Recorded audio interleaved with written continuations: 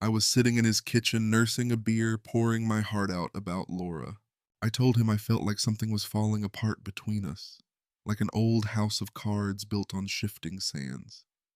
Anxiety had taken root in my soul, a sense of impending doom, like a quiet whisper echoing in the stillness of the night. And he just sat there, nodding his head in time with my words, pretending to care, feigning concern on his face. He already knew. He knew for sure, like a card sharp holding all the aces up his sleeve. Because he was already sleeping with her. Like a bolt from the blue, the thought pierced me like a lightning strike. Mike and I had been best friends since fifth grade. We grew up together, hanging out in back alleys, getting into fights with guys from the next block, hiding cigarettes in our socks like smugglers guarding their secret stash. We understood each other without words, reading each other's minds like an open book. Our souls were connected by an invisible thread, like two trees intertwined at the roots. He was a daredevil, wild and untamed, like a prairie wind, and I was quieter and more reserved, like the still surface of a lake. But we were like brothers, bound by blood and shared memories. We even joined the army around the same time. The army toughened us up, turning us into real men, ready for anything. After that, he got a job at an auto body shop, and I got one at a car service place nearby. When I met Laura, he was the first person I told. I was on cloud nine like I'd won the lottery. We hit it off right away. She was a hairdresser, always laughing, full of energy, like an inexhaustible source of life. We moved in together, got married a year later. It wasn't perfect. We argued, made up, saved for vacation, painted the walls ourselves, turning our house into a cozy little nest. But it was real.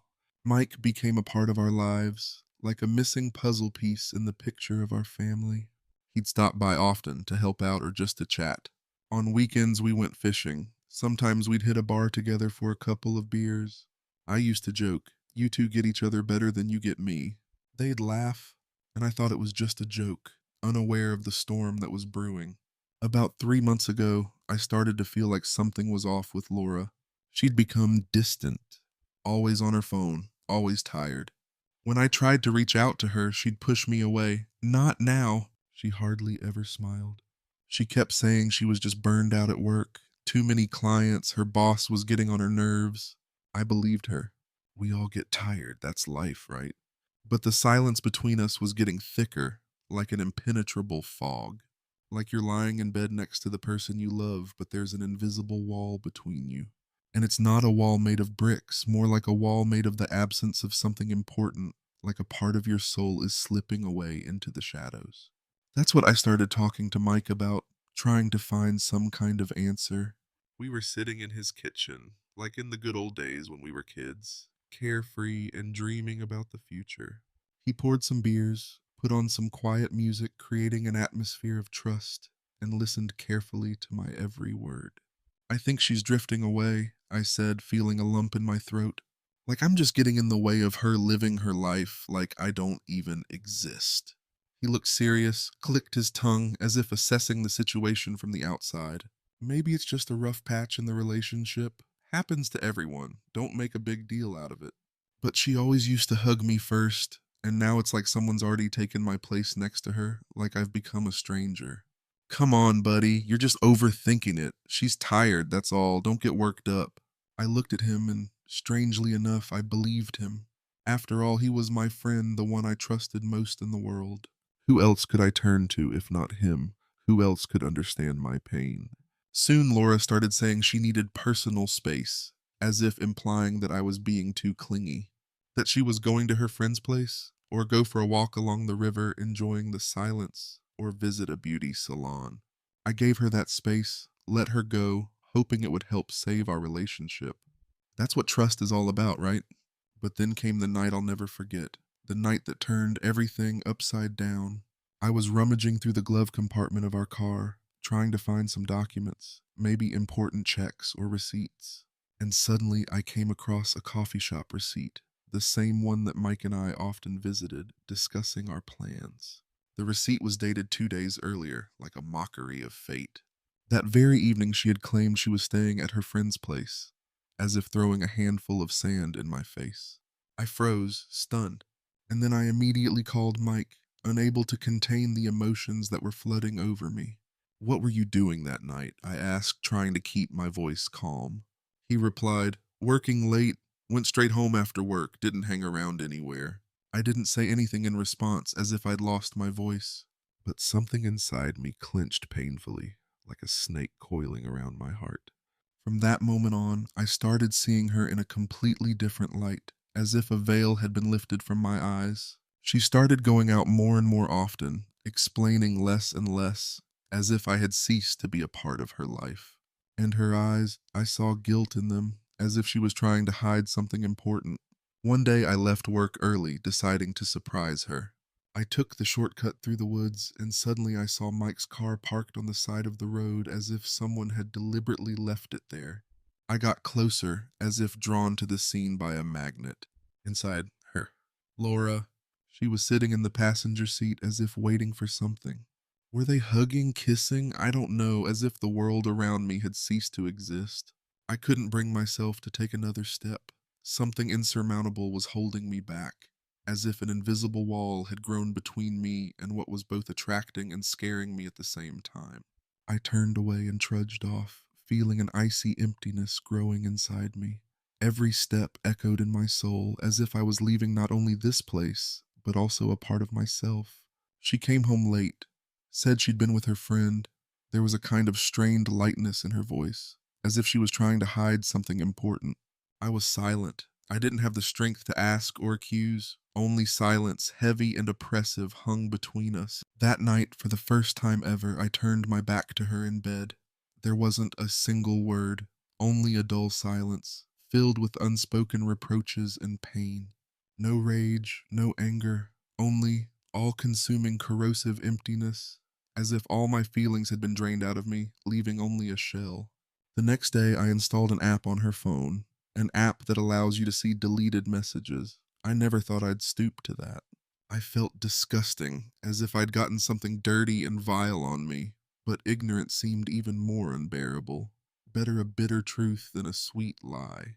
2 days later, I saw everything. I saw what tore my heart into tiny pieces. Photos full of tenderness and passion, messages filled with flirting and candor, voice notes in which her happy laughter sounded. And suddenly, like a bolt from the blue, came the phrase that destroyed me completely. "He doesn't even notice anything. He's so perfect, I can't breathe around him." That's what she wrote about me to Mike. I stared at the screen, hoping it was some kind of cruel joke, that it was just a glitch in the system, that I was asleep and having a nightmare. But no, it was reality, cruel and merciless. It was her and him. My wife and my best friend. The two people closest to me had betrayed me in the most vile way. They even joked about me. They called me good old furniture, always there but never in the way, as if I was just a piece of furniture with no feelings. She wrote, "When I'm with you, I can breathe freely. With him, I just exist." It felt like someone had stabbed me in the gut and slowly twisted the knife. The pain was unbearable. It permeated every cell in my body. And I had just recently been crying to him about her, telling him about my worries, my fears. He listened, nodded sympathetically, and then he went off to sleep with her. What a hypocritical monster. That night I couldn't sleep a wink. Fragments of messages, photos, her laughter kept spinning in my head. In the morning she made tea as if nothing had happened, as if yesterday hadn't happened. Smiled, said she'd be late for work because of inventory. There wasn't a trace of worry in her voice. I looked into her eyes. I tried to see even a shadow of remorse, even a hint of guilt. But she didn't even flinch. Her gaze was clear and innocent, as if she really didn't know anything. I wanted to scream, to shatter the silence with my despair. I wanted to throw the mug against the wall so that the shards would scatter all over the kitchen. I wanted to grab her by the shoulders, shake her and shout, "Why?" But I didn't. I held back. I just got up, silently left the kitchen, and went to work, again immersed in silence. In the evening of the same day, I went to Mike's place. Without a call, without warning, I just got up and went. He opened the door in his shorts, with a phone in his hand. His eyes showed surprise and some strange joy. "Hey man, what's up? So late?" I just looked at him, unable to utter a word. A hurricane of emotions was raging inside me. Then I squeezed out, "I know." His face instantly turned pale, as if he had seen a ghost. About Laura, I saw everything, read everything. He didn't deny it. There was fear in his eyes. He realized the game was over. He didn't try to lie. No, he just lowered his eyes and whispered a quiet, "I'm sorry." "Do you even realize what you've done?" A painful question echoed off the walls. "I didn't want to. It just happened." "We were just talking at first," he mumbled, as if justifying himself. "Just talking?" And ended up between her legs. The words cut like knives, exposing the full depth of the betrayal. In response, only silence, heavy and oppressive. "You know what hurts the most? I trusted you. I talked about her. And you sat there nodding, pretending to listen, already knowing she was yours." Bitterness and disappointment dripped from every word. He just shrugged weakly, as if trying to shake off the burden of guilt. "I didn't plan this. I didn't steal her. We just connected. You said yourself things weren't going well for you." He tried to justify himself, but the excuse sounded pathetic and unconvincing. "You're blaming me now?" Angry notes crept into my voice. "No. It's just, you were always so righteous. Pure, decent. We're different," he said, as if justifying his actions by the difference in character and life principles. It was at that moment that I realized, this isn't just betrayal. They've thrown me out of their lives. First behind my back, and now right to my face. I didn't hit him, although my fists were itching unbearably, but I didn't want to sink to their level. So I just left, leaving them alone with their meanness. Laura didn't come home that night. In the morning, a message arrived. "Mike and I talked. I can't live a lie anymore. I'm leaving. That's all." No tears. No sorry. No explanations. Just leaving. To him. To the one I shared a school desk, army life with. In the evening, I entered the empty apartment where every object reminded me of her presence. Her dress still hung on a hook in the closet. Her hairbrush lay in the bathroom. And on the fridge, a photo magnet, me, Laura, and Mike. We're all smiling. God, how we smiled, unaware of the storm that was brewing. I tore off the magnet. I threw it in the drawer as if trying to get rid of a painful memory. Then I just sat in the hallway. For hours. No tears. No screams. Only a dull burning pain. As if someone had scraped all the humanity out of me, leaving only an empty shell. Mom didn't understand. "What happened?" she asked with concern in her voice. I replied, "It's over." She left. With Mike. She slowly lowered herself onto the chair and whispered quietly, "God," she whispered, shocked by what she'd heard. I forced out a pathetic, lifeless smile in which there wasn't a trace of warmth. "Mom, this isn't God's doing. People did this. The closest people." After a couple of agonizing days, I, as if waking up from a nightmare, began to clean. Washing the sheets, absorbing the last memories of her, throwing out her bottles of shampoo, still holding her scent, taking down the photos that captured moments of our past intimacy. Each movement echoed with a painful sting in my heart, as if inflicting a new wound that bled with memories. But I had to do it. I had to free up space for the silence that had now become my only companion. For myself, lost and devastated, I didn't reply to a single message, as if I had become mute with grief. She wrote, "I didn't want things to turn out this way. I just got lost in the labyrinths of my soul. I hope you'll be happy." Happy? How can you be happy after someone rips your heart out of your chest, leaving behind only a bloody mess and a gaping emptiness? Deleted. All this was ruthlessly erased from my life, as if it had never existed. It's been more than 6 months, an eternity filled with pain and longing. Sometimes I still wake up with the naive thought that it was all just a nightmare that you can get rid of by opening your eyes. That Laura is still with me, warming me with her warmth. That Mike is still my faithful friend, ready to support me at any moment. That everything as before is filled with light and joy. But then I finally wake up, and I'm deafened again by the silence ringing in my ears. For the first few weeks, I just existed, like an automaton, devoid of will and feelings. No food, no sleep, only an indifferent gaze fixed on the wall, as if trying to find answers to my questions in it. Work was the only thing that saved me from complete madness. In the garage, among the smell of gasoline and motor oil, I at least knew what to do. Tighten the bolt, feeling its cold steel in my hands. Adjust the carburetor, listening to the smooth purr of the engine. Change the oil, watching the black liquid drain into the container. There, among the iron and mechanisms, life gained at least some meaning, albeit a mechanical one.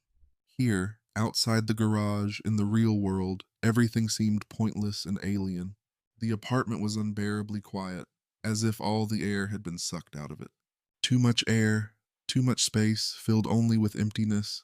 For the first time, I realized how terrifying this very emptiness can be, which devours you from within. When someone lived with you, you never noticed how the radiator clicked, how the sofa creaked under the weight of your body, how the bread crunched in your hands. But now every sound, even the most insignificant, seemed to scream in my ears, reminding me that I was alone. I desperately tried not to break, to maintain the remnants of composure, but at night, when the silence became especially oppressive, I cried into my pillow, trying to stifle my sobs. Not just cried, but howled, like a wounded beast cornered. Howled from pain, from betrayal, from incomprehension, how to live on when everything that was dear was irretrievably lost. Sometimes I accidentally saw her, like a ghost from a past life, in the store, among the bright shop windows and crowds of shoppers, on the street, hurrying about their business. She looked away as if ashamed of her guilt. One day she stopped and said quietly, "Hi." I looked through her as if she were transparent and continued to walk on without stopping. Not out of anger or resentment, out of that all-consuming emptiness that left no room for any feelings. Where there once was something, there was now a void, like scorched earth after a fire. Since then, I haven't seen Mike. He seemed to dissolve into thin air, disappearing without a trace.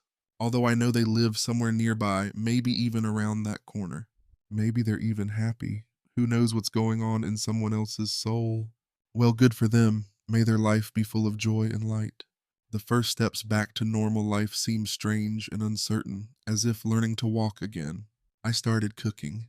At first, it was hopelessly burned eggs, black and smoking like embers.